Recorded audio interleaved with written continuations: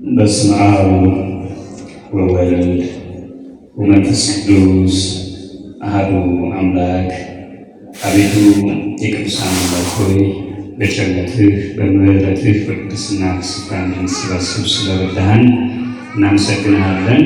የተወደዳችሁ የልዑል እግዚአብሔር ቤተሰቦች፣ አባቶቼ፣ አዕይንተ ካህናት፣ አዕይንተ እግዚአብሔር ካህናት፣ ወንድሞቼ ላዕካነ ምስጢር ዲያቆናት፣ እናቶች፣ አባቶች፣ ወንድሞች፣ እህቶች እንዲሁም ሕፃናት ሁላችሁም በዚህ ቅዱስ ስፍራ የተሰበሰባችሁ በኃያሉና በገናናው አምላካችን ስም እንደምን ሰነበታችሁ? እንደምን ዋላችሁ? እንደምንስ እስከዚህች ሰዓት ደረሳችሁ? አሜን። እንደኛ ኃጢአት ሳይሆን እንደ እርሱ ቸርነት እንደ ምሕረቱ ብዛት በይቅርታው በፍቅሩ ጠርቶ እንዲህ በደጁ በፊቱ እንድንቆም ያገዘን የረዳን የአባቶቻችን አምላክ የእኛም አምላክ ልዑል እግዚአብሔር ስሙ ለዘላለም የከበረና የተመሰገነ ይሁን። እንኳን አደረሳችሁ። እንግዲህ አማናዊቷ ቅድም መርሃ ግብር መሪው ቀሲስ እንዳሉት አማናዊቷ ቤተ መቅደስ ወደ ቤተ መቅደስ ገብታ እንግዲህ የድህነታችን መንገድ የቀጠለበት የተፋጠነበትን ታሪክ የሚተረክበት ዕለት ነውና ለዚህ ቀን ያደረሰን ተስፋችን የመፈጸሙን አማናዊነት ያየንበት ቀን ነውና ለዚህ ቀን ያበቃን የአባቶቻችን አምላክ ልዑል እግዚአብሔር ስሙ የከበረና የተመሰገነ ይሁን።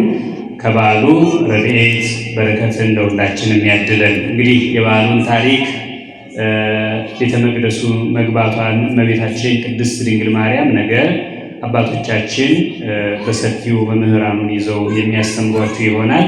እኔ ግን እንደው እንዳይቀርባችሁ የዛሬውን ሐሳብ የዕለቱን ትምህርት የማስተምራችሁ ይሆናል ማለት ነው። ስለዚህ እግዚአብሔር አምላካችን በመካከላችን ተገኝቶ የራቀውን አቅርቦ የረቀቀውን አጉልቶ ምስጢሩን ገልጦ ሁላችንም እኔንም እናንተንም እንዲያስተምረን መልካም ፈቃዱ ይሆንልን። የማቴዎስ ወንጌል ምዕራፍ 7 ቁጥር 13 ላይ ያለ አንድ ኃይለ ቃል አንስተን እንማማራለን። በጠበበው ደጅ ግቡ የሚል ነው። ባኡ እንተጸባብ አንቀጽ በጠበበው ደጅ ግቡ ይላል። ስለዚህ ይህንን ቃል ይህንን ሐረግ መነሻ አድርገን ዛሬ እንግዲህ ስንክሳር ሰምታችሁ ከሆነ በማለዳው ከኪዳን በኋላ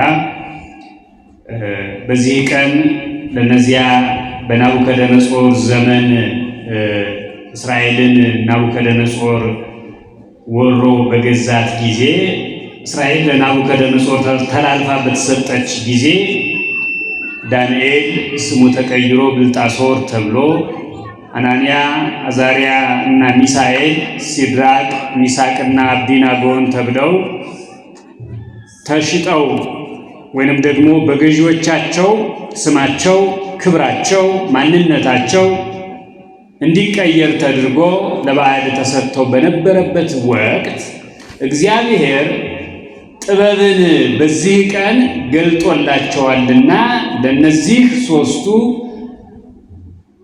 ጥበብን የገለጠ አምላክ ለእኛም በዚህ ዘመን ለምንኖር ሰዎች እንደየዘመኑ ያለውን ችግር መከራን ማለፍ የምንችልበትን ጥበብ ይስጠን ብሎ የሚናገርበት ንባብ አለው የዛሬው ስንክሳር። እንግዲህ ስንክሳር በቤተ ክርስቲያናችን በየዕለቱ የተደረጉ አበይት በዓላትን ቅዱሳንን እያሰብን ከነሱ ሕይወት ከነሱ ተሞክሮ ከነሱ ትምህርት የምንወስድበት ቅዱስ ጳውሎስ ተዘከሩ መኳንንቲክሙ ዋኖቻችሁን አስቧቸው አስቡ ብሎ እንዳዘዘን እነሱን እያሰብን እነሱ በሄዱበት መንገድ እየሄድን እነሱ ያገኙትን ክብር እነሱ ያመለኩትን እግዚአብሔርን አምልከን እነሱ የተገዙለትን እግዚአብሔርን ለተገዙለት እግዚአብሔር ተገዝተን እነሱ ባለፉበት መንገድ ሄደን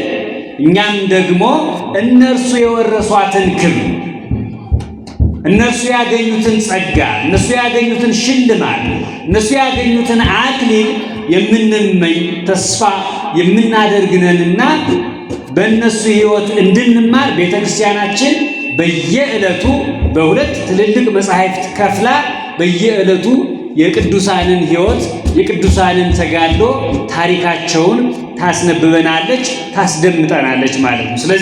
ስለዚህ ታሪክ ነው ዛሬ የምንማረው ማለት ነው። በዚህ ውስጥ በመነሻነት ያነሳ ነው ባው እንተጸባብ አንቀጽ እስመ ርሂብ አንቀጽ ወስፊት ፍኖት እንተተወስድ ውስተ ሀጉል ይላል። በጠበበው ደጅ ግቡ፣ በጠበበው መንገድ ሂዱ። እስመ ርሂብ አንቀጽ ሰፊው መንገድ፣ ሰፊው ጎዳና፣ በሰፊው ጎዳና ብዙዎች ይሄዱበታል። ይህም ደግሞ ወደ ሞት፣ ወደ ውድቀት፣ ከእግዚአብሔር ወደ መለየት የሚወስድ ነው። ስለዚህ ክርስቲያኖች ዓላማችን የከበረውን ማግኘት፣ መሞት ሳይሆን በሕይወት መኖር፣ መውደቅ ሳይሆን መነሳት ነውና በጠበበው ደጅ ሂዱ፣ በጠበበው ደጅ ግቡ፣ ወይንም ደግሞ በጠበበው መንገድ ሂዱ ብሎ ያዘናል ማለት ነው ሐዋርያው። ይሄ ጠባብ ደጅ የተባለው ክርስቲያኖች እኛ በየዕለቱ በሕገ እግዚአብሔር ጸንተን ስንኖር፣ በፈቃደ እግዚአብሔር ጸንተን ስንኖር የሚገጥመን የሕይወት ልምምድ ነው ጠባብ ደጅ የተባለው። ጠባብ ደጅ የተባለው ይሄ ወደ ጥፋት የሚወስደው ደጅ ሰፊ ነው ይላል ቅዱስ ማቴዎስ። ሰፊ ነው መንገዱም ትልቅ ነውና ወደ እርሱም የሚገቡ ብዙዎች ናቸው። በዚህ ሰፊ በተባለው መንገድ የሚገቡት ብዙዎች ናቸው። ትልቅ ነው ደጁ፣ ትልቅ ነው መንገዱ፣ ሰፊ ነው። በዚህም ምክንያት ብዙዎች ወደዚያ ይገቡበታል። ወደ ሕይወት የሚወስደው ደጅ የጠበበ መንገዱም የቀጠነ ነውና የሚያገኙትም ደግሞ ጥቂቶች ናቸው። ያ ወደ ሞት የሚወስደው ወደ ጥፋት የሚወስደው ከእግዚአብሔር መለየትን የሚያመጣው መንገድ ሰፊ ነው። ሰፊ መሆኑ ብቻ አይደለም፣ ብዙዎች ይሄዱበታል፣ ብዙዎች ይመርጡታል፣ ብዙዎች በዚያ በር በኩል ያልፋሉ። በዚያ ማለፍ፣ በዚያ መሄድ፣ በዚያ መግባት የሚያመጣው ግን ጥፋት ነው፣ ሞት ነው፣ ከእግዚአብሔር መለየት ነው። ወደ ሕይወት የሚወስደው ከእግዚአብሔር ጋር በአንድነት የሚያኖረው ጌታችን በዮሐንስ ወንጌል ምዕራፍ 17 ላይ እንደነገረን እኔ ልሄድ በአባቴ ቤት ብዙ ስፍራ አለና ለእናንተ ስፍራ ላዘጋጅላችሁ በኋላም ወደ እኔ ልስባችሁ እሄዳለሁ ብሎ የማረጉን ነገር የሚናገርበት ክፍል አለ። በዚያም ወደ እኔ ወስዳችኋለሁ፣ ወደ እኔ ስባችኋለሁ። አሁን አብ በዚህ ምድር ለይቶ የሰጠኝን እንዲሁ ደግሞ በሰማይ አክብሮ ለይቶ ይሰጠኛል። ከመ ይኩኑ አሃደ ብነ ከማነ፣ አባት ሆይ በእኔና በአንተ መካከል እንዳለው አንድነት እነዚህም ደግሞ አንድ ታደርጋቸው ዘንድ እለምንሃለሁ። እቀቦሙ፣ ጠብቃቸው።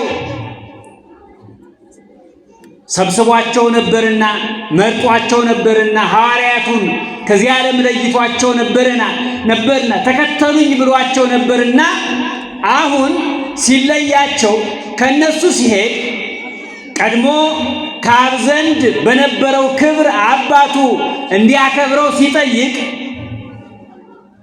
ወይዜኒ አባ ሰብሃኒ በስብሐቲከ ዘሃሎ ቅድሜ እምቅድመ ዓለም እምቅድመ ይትፈጠር ዓለም ከመፈጠሩ አስቀድሞ በአንተ ዘንድ በነበረኝ ክብር ከእንግዲህስ አክብረኝ እያለ የማረጉን የመሄዱን ነገር ሲናገር፣ እነዚህን ግን በእኔና በአንተ መካከል እንዳለው አንድነት አንድ ይሆኑ ዘንድ ጠብቃቸው፣ አንድ እንዲሆኑ አድርጋቸው ብሎ ተስፋ የሰጣቸውን አንድነታቸውን የተናገረላቸውን በእነሱ ምክንያት ደግሞ የተሳዉትን በሙሉ ወደ ክብር ወደ በአባቴ ቤት ብዙ ስፍራ አለ ወዳለው ወደዚያ ስፍራ የሚወስዳቸው ነውና በዚያ መንገድ የሚሄዱ ሁሉ ያቺ መንገድ ምንም እንኳን ሰፊ ብትሆንም ያቺ የተዘጋጀችው ስፍራ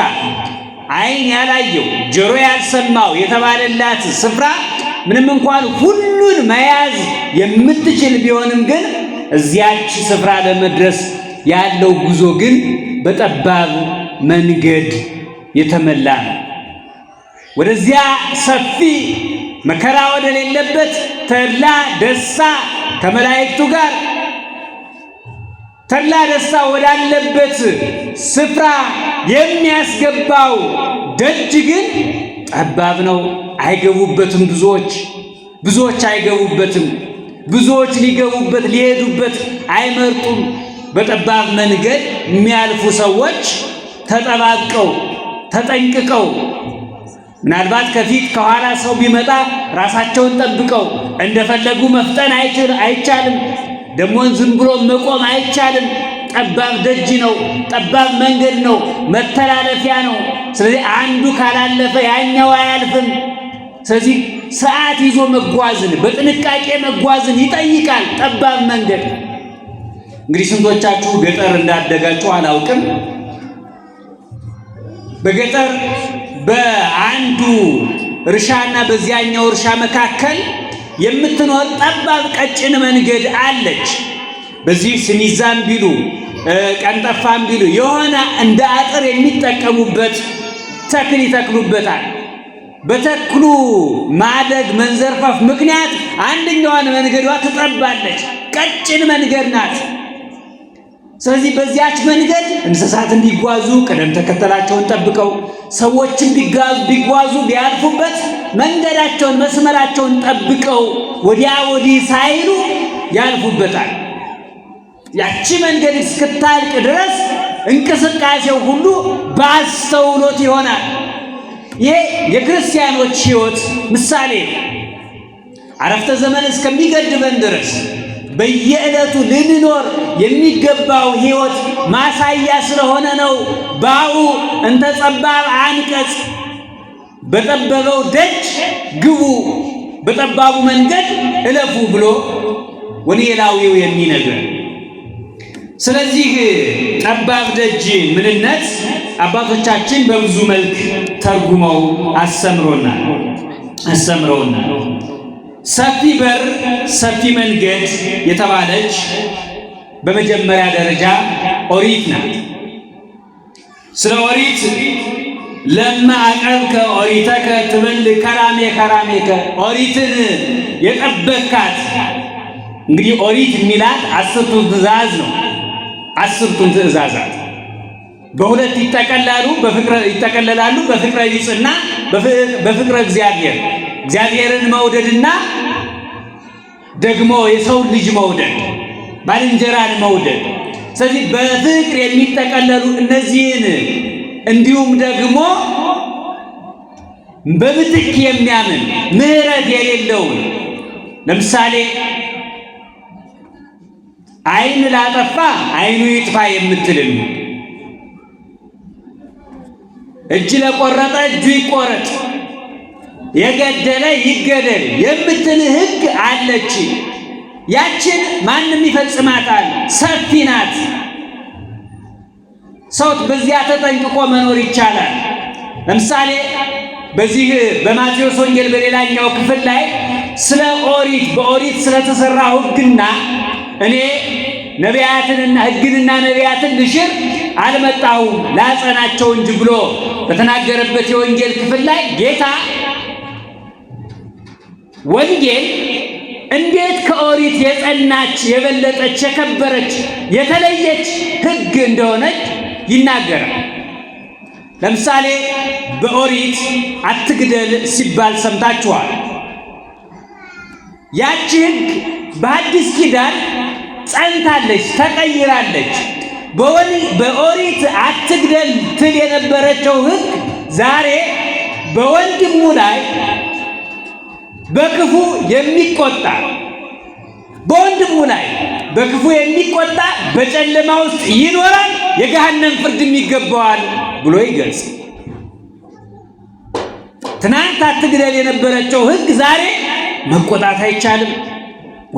ወንድምን መቆጣት ማለት እንዲሁ ለበጎ ለምህረት ሰውን ለመጠበቅ ሰውን ከመከራ ከክፉ ነገር ለመመለስ የሚደረገውን ቁጣ አይደለም፣ በክፋት የሚደረግን ቁጣ ነው።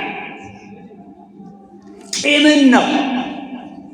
እሷ ያለችው ሰው በጨለማ ውስጥ ይኖራል። ጨለማ የሚላት ኦሪትን ነው።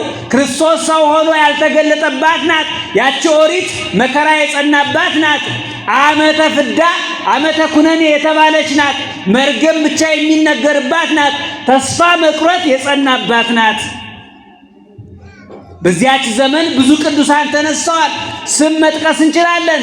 ነቢያቱን አንሱ፣ አበይቱንም ደቂቃኑንም ሌሎቹንም ነቢያቱ ብዙዎች ተነስተዋል፣ አበው የምንላቸው። እነርሱ ግን በዚያች በጨለማ ዘመን የመጡ የተፈጠሩ ስለነበሩ በሐዘን ነው ወደ ሲኦል ይወርዱ የነበሩት። በጭንቅ ነው ወደ ሲኦል ይወርዱ የነበሩት። ምሕረት በሰውና በእግዚአብሔር መካከል ፍጹም አልተደረገም ነበርና፣ ስለዚህ በጨለማ በወንድሙ ላይ በከንቱ የሚቆጣ ሰው በጨለማ ይኖራል ብሎ ይገልጸው። ስለዚህ አትግደልን ባትቆጣ የተካት ያጸናት የሚባለው ለዚህ ነው። ስለዚህ ነው ሰፊ መንገድ የሚላት ኦሪትን ሰፊ መንገድ ይላታል። በጠባብ በር ጭንቅ መንገድ የተባለች ደግሞ ወንጌል ናት።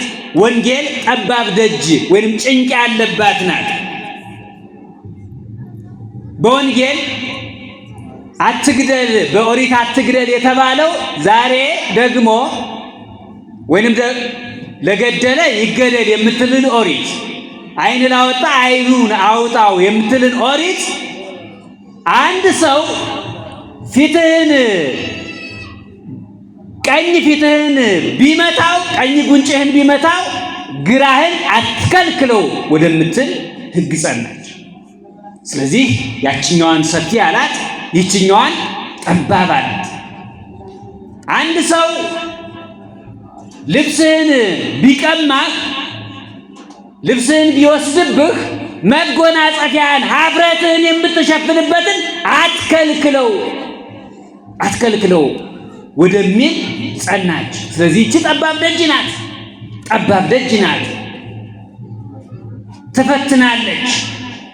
እንኳን ደርሶ የመታንን ሰው ይሄኛውን ምታ የምንል ልንሆን ይቅርና ሰዎችን በሆነ ባልሆነው የምናስቀይም የምናስመርር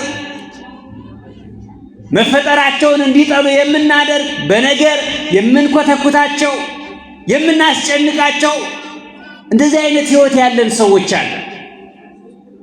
ወንጌልን ጠባብ ደጅ ይላታል። እንዲህ ያለውን ሕግ ትናገራለችና፣ መተውን ታስተምራለችና፣ ትዕግስትን ታስተምራለችና ክርስቲያኖች ሊሆኑት የሚገባው እንግዲህ ክርስትና በሕግ የተደነገገ ነው። የክርስቲያኖች ሕይወት በመጽሐፍ ያለ የተጻፈ ነው።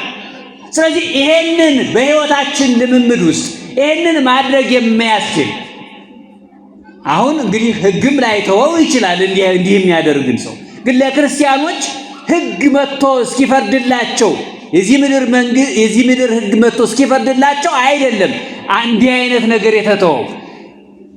ሕግ ሰማያዊውም ምድራዊውም ሕግ በክርስቲያኖች ልብ የተጻፈ ነው። መጽሐፍ ቅዱስ ይህንን የሚያስተምረው በጎነትን ሰዎች ክፉ ሆነው ወደ ሕይወታችን ሲመጡ የነሱን ክፋት የሚቋቋም ሕይወት መገንባት አይደለም የክርስቲያኖች። እነዚህ ሰዎች ክፋታቸውን ትተው ወደ እግዚአብሔር የሚመለሱበትን መንገድ መሻት ነው የክርስቲያኖች ሕይወት ይሄ ነው። እናደርገዋለን እያልኳቸው አይደለም። ሕጉ ግን እርሱ ነው። ክርስትናም ወንጌልንም በየቀኑ የምንማረው እንዲህ ያለውን እድገት እንድናመጣ ነው እንጂ ትናንት የተማርነው ወንጌል ዛሬም ይነገራል፣ በየዕለቱ አዲስ ሆኖ ይነገራል። እያደግን እንድንሄድ ነው። የምናድገው በእድሜ አይደለም፣ በቀን አይደለም። ቀኑንማ መቆጣጠር አንችልም። ዛሬ 20 ዓመት ከሆነ ከ10 ዓመት በኋላ 30 ይሆነናል። በሕይወት እስካለን ድረስ ይሄን መቆጣጠር አንችልም። በመንፈሳዊ ሕይወት ማደግ አለብን። የምናድገው እግዚአብሔርን ወደ መምሰል ነው። ጌታችን መድኃኒታችን ኢየሱስ ክርስቶስ፣ እመቤታችን ቅድስተ ቅዱሳን ድንግል ማርያም፣ ቅዱሳኑ በዚህ ምድር በመጽሐፍ ስማቸው ተጽፎ ያየናቸው የሰማናቸው፣ ደግሞ እግዚአብሔር ባወቀ ይህንን ዓለም እያሸነፉ ከዚህ ዓለም መከራ ጋር ከዲያብሎስ ጋር እየታገሉ ድል እየነሱት ዛሬ በሰማይ በድለሾች ማህበር ያሉት ቅዱሳን የኖሩትን ሕይወት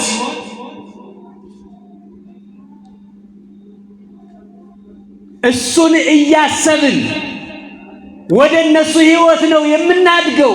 የምናመልከው እነሱ ያመለኩትን እግዚአብሔርን ከሆነ መንገዳችን ማግኘት የምንፈልገው በመንገዳችን ውስጥ እነርሱ ያገኙትን ቅዱስ ጊዮርጊስ ሄዶ ያገኘውን፣ ቅድስት ክርስቶስ ሰምራ ሄዳ ያገኘችውን፣ ቅድስት አርሴማ ሄዳ ያገኘችውን፣ ሐዋርያቱ መከራ የተቀበሉለትን ለአንተ ስንል በአንተ ምክንያት በስምህ ምክንያት ቀኑን ሙሉ እንገደላለን፣ እንደሚታረዱን በጎች ተቆጠርን ብለው የተናገሩለትን አምላክ የምናመልክ ከሆነ እነሱ የሄዱበትን መንገድ ማስተዋል ያስፈልጋል። የእግዚአብሔር ልጆች በየዕለቱ እያደግን ልባችን እየሰፋ ሆዳችን እየሰፋ እግዚአብሔርን ወደ መምሰል እየጎለመስን ከፍ እያልን በጎነትን መንፈሳዊ ልምምድን ሁሉ ከጸሎት ከፍ እያልን ዛሬ ጀማሪዎች ከሆን በጸሎት ዛሬ አንዳንዶቻችን የሕጉን አናደርስ ይሆናል፣ የትእዛዙን አናደርስ ይሆናል። ስለዚህ ከሱ መጀመር የሕጉን መጸለይ መጀመር፣ ከዚያ ደግሞ አብልጦ ጊዜን ለእግዚአብሔር ወደ መስጠት ማሳደግ፣ በሕይወታችን ውስጥ ሰዎች እኛን አይተው እነዚህማ የእግዚአብሔር ልጆች ናቸው ብለው መመስከር እስኪችሉ ድረስ በለበስነው ነጠላ አይደለም፣ በመመላለሳችን አይደለም፣ ከደጁ ባለመጥፋታችን አይደለም፣ በሱ አይደለም። ክርስትና በዚህ አይለካም። ሰዎችን ማታለል እንችላለን። ነጠላ ለብሶ ጋቢ ተከናንቦ በየቀኑ ወደ ቤተ ክርስቲያን እየመጡ ሰውን ለሰው መስሎ መኖር ይቻላል። ግን እግዚአብሔር እንዲህ አይደለም። ማእመረ ኅቡዓት የተሰወረውን ሁሉ የሚያይ መጽሐፍ እንደሚናገር እግዚአብሔር እሰ ይፈትን ልበ ወኩልያተ ተብሎ ተጽፎለታል። እግዚአብሔር ግን ልብንና ኩላሊትን ይመረምራል። እንዲህ ያለው አምላክ ፊት ቀርቦ በሐሰት መቆም አይቻልም። በሐሰት መቆም አይቻልም። ስለዚህ በየቀኑ ሕይወታችን እየተስተካከለ መሄዱን አሁን ቅዱሳን ሁኑ አይደለም። ቤተ ክርስቲያን የኖህ መርከብ ናት ብለው አባቶቻችን ሲያስተምሩ ሰምታችኋል። የኖህ መርከብ ናት። የኖህ መርከብ ውስጥ ጥንድ ሆኖ የቀረ አንድ እንስሳ የለም። እንግዲህ አራዊት አንዳንዶቹ በጎ ባህሪ ያላቸው ይሄ ማህበራዊነት የሚባል ወይንም ደግሞ ከብዙዎች ጋር አብሮ መኖር የሚችሉ አራዊት አሉ፣ የዱር አራዊት፣ የቤት እንስሳትም ጭምር። አንዳንዶቹ ደግሞ የተለየ ባህሪ ነው ያላቸው፣ አብሮ መኖር የማያስችል ባህሪ ያለ የተለያየ ባህሪ ያላቸውን አራዊትን ሰብስባ የያዘች የኖህ መርከብ በቤተ ክርስቲያን ትመሰላለች። ኃጥኡም ጻድቁ፣ በጎውም ክፉ፣ የተማረውም ያልተማረው፣ ትንሹም ትልቁን፣ ባለጸጋውም ድሃው ሁሉም በቤተ ክርስቲያን ውስጥ ይገኛል። ሁሉንም ትሰበስባለች ቤተክርስቲያን። ሁሉንም ትሰበስባለች ቤተክርስቲያን። ከኖህ መርከብ የምትለየው ያቺ የኖህ መርከብ አራዊቱን ሁሉ እንስሳቱን ሁሉ ሰብስባ 40 ቀን ካቆየች በኋላ ሲወጡ ያው ጥንተ ተፈጥሯቸው ተፈጥሯዊ ማንነታቸውን ይዘው ነው የወጡ። እኛ ግን ከኖህ መርከብ ቤተክርስቲያን ከኖህ መርከብ ትለያለች። ሁላችንንም ኖህ አራዊቱን ሁሉ ሰብስቦ ወደዚያ እንዳስገባ መምህራን ሁላችንንም ካህናቱ ሰብስበው ወደ ቤተክርስቲያን ያስገቡናል። ስንወጣ ወደ ቤታችን ስንመለስ ግን በገባንበት ማንነት አይደለም የምንመለሱ። መደንገጥ ያስፈልጋል። አሁንም በውስጣችን ትዕቢት ካለ፣ አሁንም በውስጣችን እልክ ካለ፣ አሁንም በባልንጀራችን ላይ እንደተቀየም በወዳጅ በዘመዶቻችን ላይ ቂም እንደያዝ ቢበድሉንም እንኳን ቂም እንደያዝን ከሆነ አሁንም አስቡ ክርስቲያኖች፣ አስቡ እስከ መቼ እግዚአብሔርን እያታለሉ እየሸወዱ መኖር ይቻላል? ጸሎታችሁም የመጀመሪያ መሆን ያለበት ይሄ ነው። ጌታ ሆይ ቂሜን እንድተው አድርገኝ፣ እርዳኝ፣ አግዘኝ በሉ። የተቆጣችሁ የተቀየማችሁ ካላችሁ ይሄን ልብ ካላስተካከል ሌላውን ነገር ማስተካከል አይቻልም። ወዳጆቻችሁን፣ ባልንጀሮቻችሁን ትልቁንም ትንሽኑም ይቅር የሚል ልብ ካልያዝ እንዴት ብለን እግዚአብሔርን ይቅር በለን እንበል? እንዴት እኛ ጥቂት ያልተለማመድነው እግዚአብሔር እንዲምረን እግዚአብሔር ይቅር እንዲለን የምንፈልገው? አዎ እውነት ነው። ከዚህ ውጭማ ምን ያመጣናል? እዚህ ልጅ ምን ያመጣል? እንዲምረን እኮ ነው። ይመጣል ብለን ተስፋ እናደርጋለን። ከቃሉ አንድ ቀን አንድ ነገር ነጥቦ አያውቅም። ዓለም ከተፈጠረ ዘመን ከተቆጠረ ወዲህ እግዚአብሔር በነቢያቱ ያናገረውን፣ በሐዋርያቱ ያናገረውን፣ በመምህራኑ ያናገረውን፣ በራእይ የገለጠላቸውን ሁሉንም ነገር ሲፈጽም አይተነዋል። ስለዚህ ነገም እንደሚመጣ እናውቃለን። እንደሚመጣ እርግጠኞች ነን። ታዲያ ሲመጣ የሚሰበስበን ከሆነ የሚጠራን ከሆነ ወዴት ያቆመን? ዛሬ የምንለማመደው የዛሬው ህይወታችን አዎ ይጨንቃል። ደሞ በድሎኝ፣ ደሞ እንዲህ አድርጎኝ፣ ደሞ ገንዘቤን አጥፍቶ ከስራ ያፈናቅሎኝ፣ እንዲያ ብዙ ምክንያት ልንደረድር እንችላለን። ግን በጠበበው ደጅ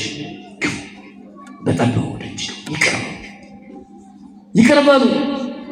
ከእግዚአብሔር ጋር ተስማምቶ መኖር የሚቻለው ወይንም ደግሞ እግዚአብሔርን ይቅር በለኝ ብሎ መጠየቅ የሚቻለው እንዲህ ያለውን ልብ እኛ ስናዳብረው ስንለማመደው ይሄ ህይወት ሲኖረን ነው ማለት ነው። ስለዚህ ኦሪት ሰፊ በር ትባላለች፣ ወንጌል ደግሞ ጠባብ ደጅ ትባላለች። አንድም ሰፊ በር የተባለ ፈቃደ ሥጋ በሰፊ በር ይመሰላል። ደስ ይላል እኮ። አሁን እንግዲህ እንደየልምዳችን እንደየባህላችን እንደየአኗኗር ዘይቤያችን የሥጋ ፈቃድ አለን። ደግሞ እንደ ሰውነታችንም ብዙ የሥጋ ፈቃድ አለን። ያችን የሥጋ ፈቃድን ስንፈጽማት ለጊዜው የምታስቆጭ ነገር የላትም። ቆይቶ ነው የሚከነክን ነገር የሚኖረው።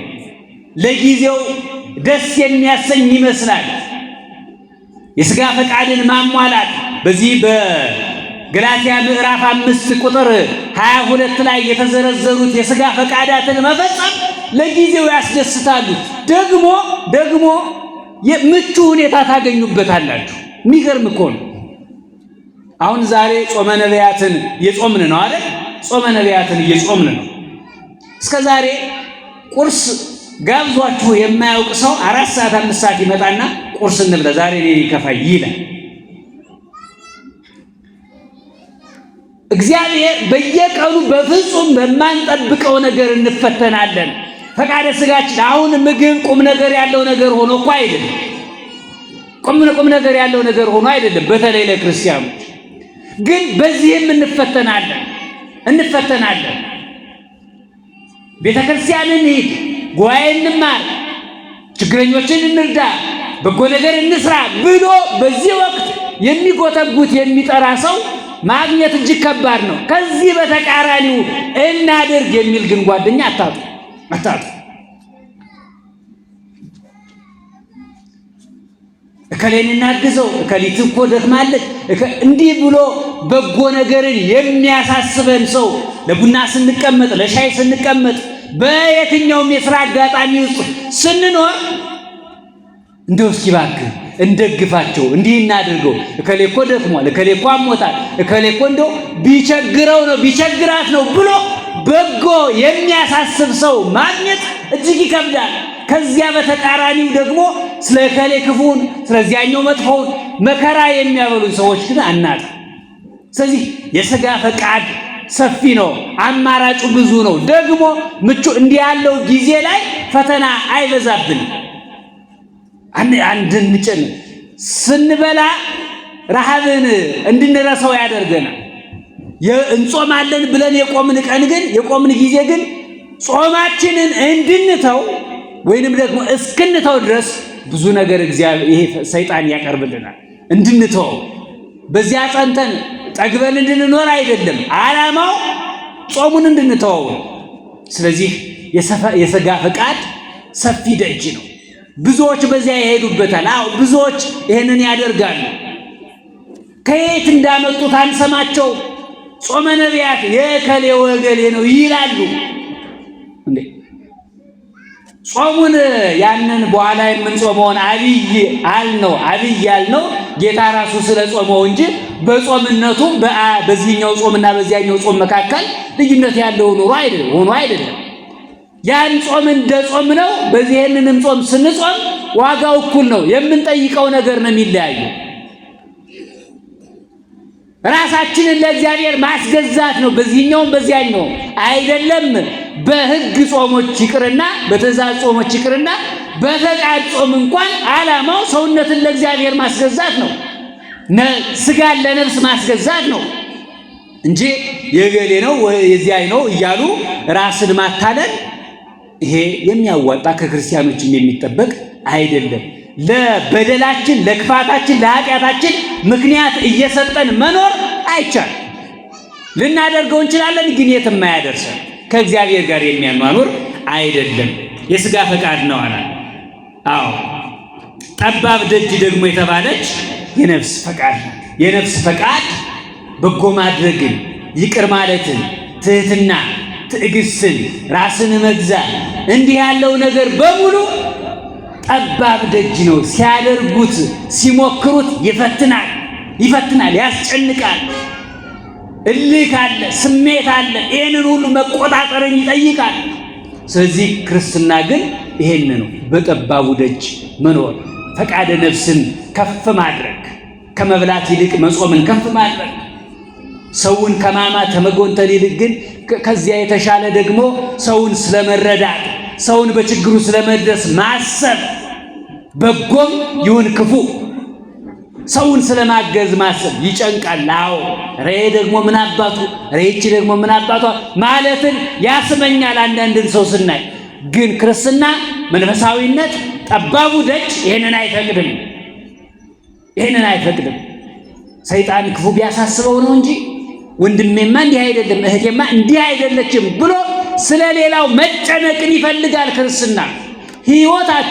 ሕይወታችን እንዲህ አይነት ልምምድ ከሌለው ደንገጥ ብላችሁ መጠየቅ አለባችሁ። ምን እያደረግኩ ነው ብለን ሁላችንም መጠየቅ አለብን። ጠባብ ደጅ ይላታል። ስለዚህ እንዲህ ያለውን በእንደዚህ አይነት ጠባብ በተባለው ደጅ የሄዱት እነዚያ አናንያ፣ አዛርያ እና ሚሳኤል ከዳንኤል ጋር ሆነው በዚህ በናቡከደነጾር ዘመን ናቡከደነጾር እስራኤልን በከበባትና በገዛት ጊዜ አንድ ችግር ተፈጥሮ ነበር። ወደ ዛሬው ስንክሳር ወደ ተነሳንበት ልውሰዳችሁ። በጠባቡ ደጅ የሄዱ ሰዎች ምን እንደሚያደርጉ ዛሬ ተጽፏል። ናቡከደነጾር ህልም አየና የሱን አዋቂዎች ብለው የሰበሰባቸውን ነገር ያውቃሉ፣ የተማሩ ናቸው፣ መጽሐፍ ያነበቡ ናቸው አስማተኞችም ደግሞ ይሄ ጥንቆላ ሟርት የሚሰሩ ናቸው ብሎ የሰበሰባቸው ሰዎች አሉ። አዋቂዎች ናቸው ብሎ እነሱን አስጠራ። ችግሩ ይሄ አይደለም። ህልሜን ፍቱልኝ አለ። ህልምህን ንገረን እንፍታለህ አሉት። ታውኬ ጨንቆኝ ተጨንቄ ስለነበረ ህልሙ ራሱ ጠፍቶኛል አላቸው። ስለዚህ ህልሜን ፈልጉ እንደገና ፍቹንም ፈልጉልኝ አለ። ይሄ ይቸግራል። ልታታልሉኝ ብትሞክሩ ከአንደበቴ ከምላሴ ጠፋ እንጂ በአእምሮዬ ይመላለሳልና ጉዳዩን ስታመጡት አስታውሰዋለሁ እንዳትዋሹኝ ብሎ ነገራቸው። ይህንን ማድረግ አይችሉም። እግዚአብሔር ደግሞ ሊገልጠው ያሰበው ክብር ስላለ ይህንን ራእይ በናቡከደነጾር በህልሙ አመጣበት። ከዚያ ስሙን ብልጣሶር ብሎ የቀየረበትን ዳንኤልን አስጠራ። ዳንኤል ጥበበኛ ነው። እንደዚያ ደግሞ 3ቱን ልጆች አስጠራ። እነሱም ደግሞ በዳንኤል አምላክ የሚያምኑ ናቸው። እንደ ዳንኤል ሕግ ስርዓት የሚኖሩ ናቸው። ተጠሩ፣ መጡ፣ ተፈተኑ። በመብል ተፈተኑ፣ በጾም አሸነፉ። በመብል ተፈትነው በጾም ያሸነፉ ሰዎች በጠባቡ ቀልቧቸው ተባሉ። አይ እኛ በዚህ የናቡከደነጾርን ምግብ በልተን የምንገዝፍ አይደለንም፣ ቆሎ አቅርቡልን አሉ። የተተወውን የተጣለውን ሰጧቸው። ግን የተለየ የተመረጠ ሲበሉ ከነበሩት በተሻለ አብበው ፊታቸው በርቶ እግዚአብሔር ልጆች የእግዚአብሔር ክብር ነው የሰውን ፊት የሚያበራው። በጠላት ሀገር በጠላቶቻቸው ፊት በገዟቸው በሚያስጨንቋቸው ፊቷቸው በራ። ስለበሉት ምግብ አይደለም፣ ስላመለኩት አምላክ፣ ስለታመኑለት አምላክ። በገዢዎች ስልጣን ባላቸው መስጠት መንሳት በሚችሉት መግደል ማትረፍ በሚችሉት እንዲህ ያለ ነገር በእጃቸው በሆኑ ሰዎች ፊት ምን አደረጉ? ለእግዚአብሔር ታመኑ። ለእግዚአብሔር ታመኑ። እንዴት ባለው ሁኔታ ውስጥ እግዚአብሔርን እንደምንረሳው አስታውሱ። የእግዚአብሔር ልጆች ሕጉን መቼ እንደምንተው አስቡ። አበዩ ሐዊረ በሕጉ ወረሱ ስርዓቱ ዘአዘዘ ለአበዊሆሙ። አበዩ ሐዊረ በሕጉ መኖርን እምቢ አሉ። ለአባቶቻቸው ያዘዘውን ስርዓት ደግሞ እምቢ አሉ፣ ተውት፣ በዚያ መንገድ መሄድን ተውት እያለ እስራኤልን ይወቅሳቸዋል። ሕገ እግዚአብሔርን እንዴት እንደተው ነው አስታውሱ። የእግዚአብሔር ልጆች በምን ምክንያት አሕዛብ ይሄንን አያደርጉትም? አሕዛብ ጾምን ያሉ ቀን እስኪያስቡ አዩአቸው። ከተማው እኮ ይናወጻል። እየጾሙ እንደሆነ እኮ እናውቃለን። ሳይነግሩን እናውቃለን። በሚያደርጉት እንቅስቃሴ እናውቃለን። የኛ ጾም የሚታፈርበት አንዳንዶቻችን ጾመኛ ላለመባል የተለየ ነገር የምናደርግ በጣም የሚገርም እኮ በጣም የሚገርም እንዲህ ያለውን ስብዕና እንዲህ ያለውን ሕይወት ይዘን በቤተ መቅደሱ መኖር ምንም ትርጉም የለውም። ራሳችንን ማስተካከል ነው። ራሳችንን ማስተካከል በሕይወታችን እግዚአብሔር የተገለጠ መሆን አለበት። አዎ ያስጨንቃል። ጠባብ ደጅ ነው፣ ያስጨንቃል። እውነት ነው። በየዕለቱ ይሄንን ማድረግ ይከብዳል። አዎ ግን ካላደረግነው እግዚአብሔር ልጆች መሆናችን በዚህ አይታወቅም። ልምምዳችን መንፈሳዊነታችን የተለየ መሆን አለበት። አስቡት እንግዲህ የግድ በቤተ መቅደሱ የምታገለግሉ በጠዋትም በማታም በሰርክም በነግም መሆን እንደ ካህናቱ መሆን የለባችሁም። በምትሰሩበት መስሪያ ቤት፣ በምትሸጡበት በንግዳችሁ ቦታ፣ በየትኛውም የሥራ ሁኔታ ውስጥ በምትኖሩበት ጊዜ ሰዎች መንግስት የሰጣችሁን ኃላፊነት፣ አሰሪዎቻችሁ የሰጧችሁን ኃላፊነት፣ ቤተሰቦቻችሁ የሰጧችሁን ኃላፊነት በአግባቡ በመወጣታችሁ ምክንያት እነዚህማ የእግዚአብሔር ልጆች ናቸው መባልን ገንዘብ ማድረግ አለበት። ገንዘብ ማድረግ አለብን ሁላችን። ጠባብ ደጅ የተባለውም ይሄ ነው። በዚህ ስፍራ በዚያ ስፍራ አይባልም። እግዚአብሔር በሁሉም ስፍራ ነው ያለው።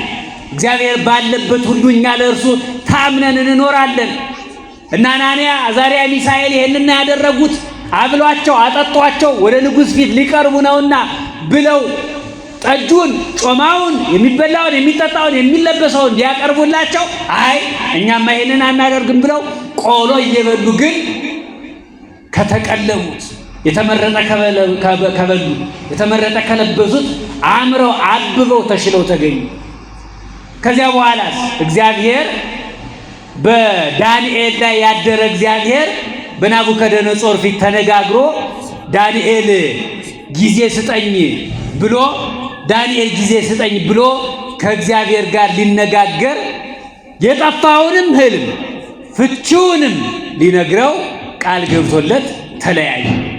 ዳንኤል ይህንን ሲያደርግ እነዚያ የናቡከደነጾር አዋቂዎች ህልሙንም ፍቺውንም መናገር ያልቻሉ ስለነበሩ በዚህ ከተማ በእስራኤል ያሉ አዋቂ ናቸው ተብለው ስማቸው የተጠራ በሙሉ ተሰብስበው እንዲገደሉ አዋጅ አውጆ ስለነበረ ስለ እግዚአብሔር ሰዎች ሲል ዳንኤል ወደ ናቡከደነጾር መጥቶ ይሄንን ነገር ተው፣ እኔ ህልምህንም ፍቺውንም እነግርሃለሁ አለው። ከዚያ ቀን ተሰጠው። ዳንኤል ጸሎት አደረገ፣ ጸለየበት በጉዳዩ ላይ። እግዚአብሔር መልስ ሰጠው፣ ህልሙንም ፍቺውንም ነገረው። አዎ ቅዱስ ኤፍሬም እብን ዘርኤ ዳንኤል ነቢይ ዘተበትከ እምደብር ነዋህ የሚለው ይሄንን ነው። ዳንኤል ያ ናቡከደነጾር ያየው ከላይ ከተራራ ጫፍ ያለ አንድ ትልቅ ድንጋይ እጅ ሳይነካው ተፈንቅሎ ወርዶ ከታች ያለውን ጣዖቱን ከናስ ከሸክላ የተሰራውን ጣዖቱን ሲያፈራርሰው አየ። ዘውእቱ ወልደ እግዚአብሔር ይላል ቅዱስ ኤፍሬም። ይሄ ዳንኤል በተራራ ላይ ቁጭ ብሎ ያየው ህልሙ የማን ነው ብያችኋለሁ? የናቡከደነጾር።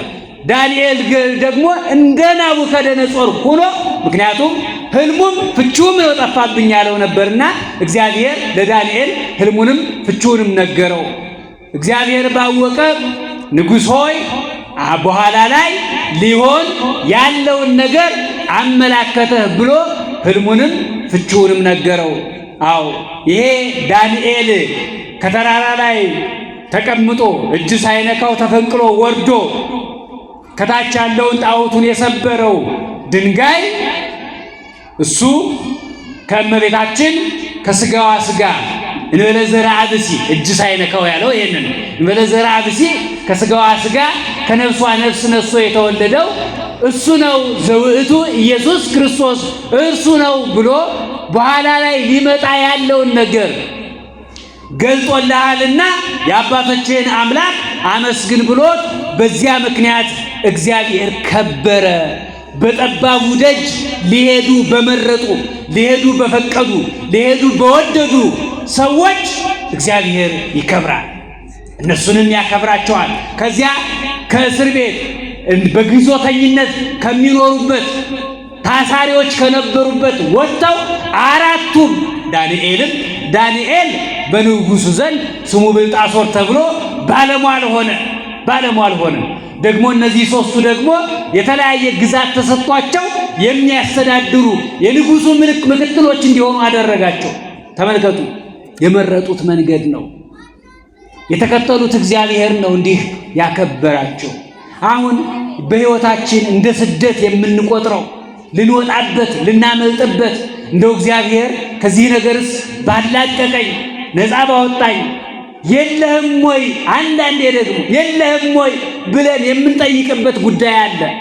ከዚህ ነፃ እንዲያወጣን በየዕለቱ ኑሯችን ለእግዚአብሔር ታምነን እንኑር። እግዚአብሔር ታምነን እንኑር። ጠባብ ደጅ ማለት በበጎም ጊዜ በመከራውም ጊዜ በደላንም ጊዜ በቸገረንም ጊዜ ብፁዕ ብእሲ ዘኢሆረ በምክረ ረሲዓን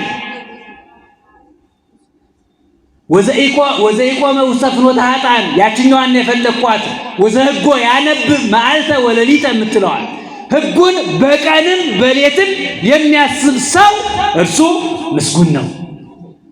በቀንም በሌትም በቀን የተባለ የደስታ ጊዜ በሆነ መከራ በራቀ ጊዜ ጦርነት በሌለ ጊዜ ሰላም በሰፈነ ጊዜ እንዲህ ባለ ጊዜ ቤት በሞላ ጊዜ ቤታችን በሞላ ጊዜ ልጆቻችን በሰላም እያደጉ ባለ ጊዜ ጤና በሆነ ጊዜ ህጉን የሚያስብ እግዚአብሔርን የሚያስብ ራሱን ከእግዚአብሔር ጋር ከቤተ ክርስቲያን ጋር ሙጥኝ ብሎ የሚኖር ሰው ምስጉን ነው።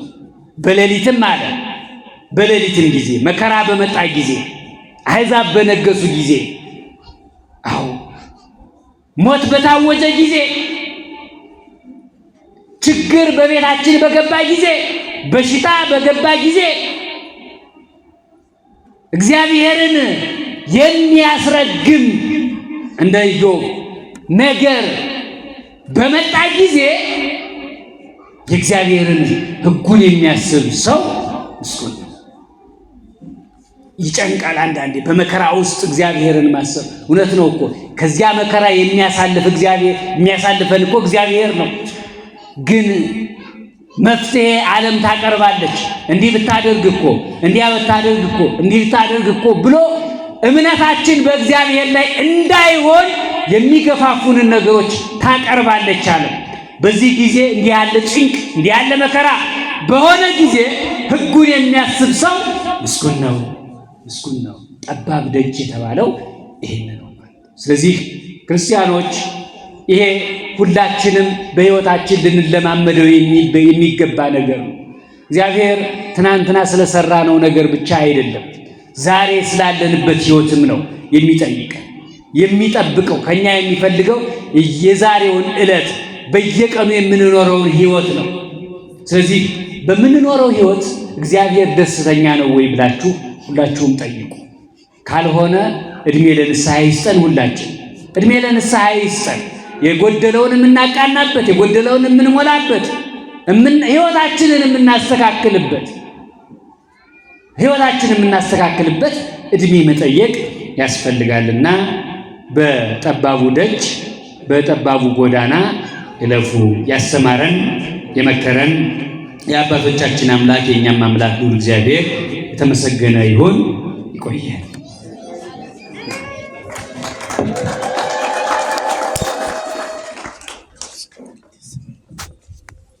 ቃለ ሕይወት ያሰማልን፣ ቃለ ሕይወትን ያሰማልን፣ የአገልግሎት ዘመናቸውን ያርዝምልን። በየትኛው ደጅ እንግባ?